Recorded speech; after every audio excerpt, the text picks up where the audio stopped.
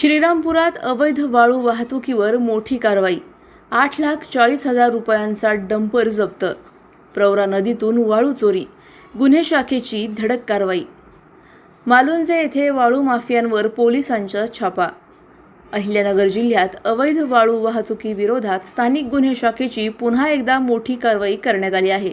श्रीरामपूर तालुक्यातील मालुंजे गावाजवळ प्रवरा नदीपात्रातून वाळूची चोरटी वाहतूक करणारा डंपर पोलिसांनी पकडला.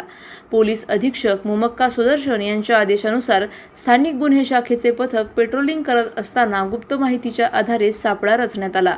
यावेळी निलेश वसंत गायकवाड या चालकाला ताब्यात घेण्यात आले, तर डंपर चालक रणजित बडाख हा फरार असल्याची माहिती समोर आली आहे.